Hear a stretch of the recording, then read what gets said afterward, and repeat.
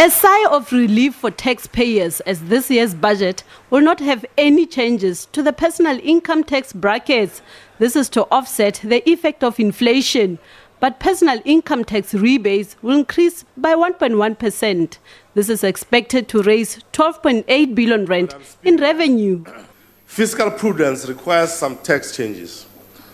We propose additional revenue measures of 15 billion rand in 2019-20. There will be a slight upward adjustment of the tax-free threshold for personal income taxes with no change in the current personal income tax brackets. Together, this will raise 12.8 billion rand. Tax-free threshold for personal income taxes will be increased from 78,150 to 79,000 rand. From the 1st of April, white bread flour, cake flour and sanitary pads will be zero rated for VAT. Meanwhile, the fuel levy will increase by 29 cents per litre and 30 cents per litre for diesel. A can of beer goes up by 12 cents. A bottle of wine will increase by 22 cents. A pack of cigarettes will go up by 1 rand 14 cents. Based on the recommendations of the panel, we do the following. First, a new commissioner for SARS will be appointed in the coming weeks.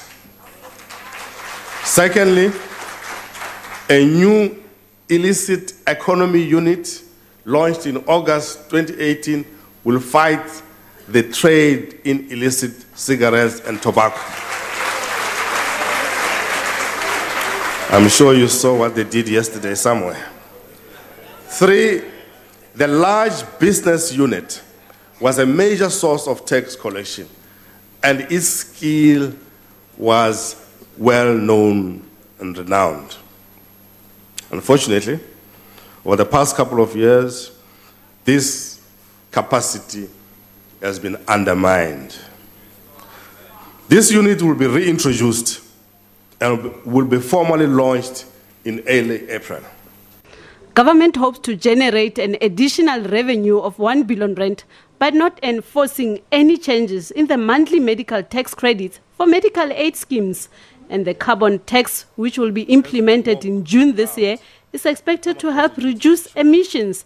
The revenue from this is expected to generate 1 billion rand. If you look in terms of all the major tax revenues, which is personal income tax, corporate income tax, but also VAT, there have not been any increase in those tax revenues. But nevertheless, we see quite a significant tax revenues that they have been collected, that are going to be collected because Treasury is not going to adjust for inflation. And because of that, they're going to collect 14 billion out of that, which helps the fiscus given the lower revenues that we have been seeing over the past couple of years. The Nugent Commission's report has highlighted massive failure of governance and integrity at SARS. This has impacted on the revenue collection.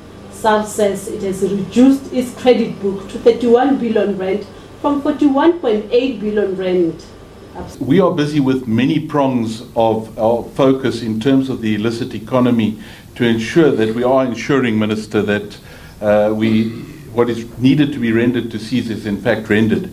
So you're going to see, and you are seeing, actions within the tobacco space, which I think all of you are aware of the commentary out there of 7 billion.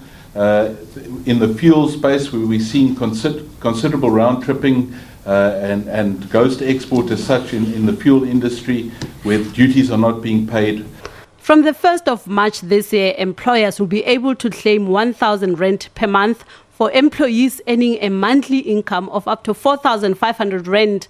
The tax incentive scheme is expected to share the cost of hiring young and inexperienced workers. If you look at the tax investment scheme for corporates, it is to encourage companies to employ young graduates that don't have experience in the workplace, so that they gain experience which can make them more employable in future. So that has been increased by 1,000 rand up to 4,500 in terms of how much these graduates are earning. Minister Mboweni says South Africa has to ensure that its tax system is efficient in order to help improve tax revenue. He has reiterated that a complete overhaul is needed at SARS to help increase tax collections and that government is in the process of implementing the recommendations of the Nugent Commission. Naledi Matlapeng, SABC News, Cape Town.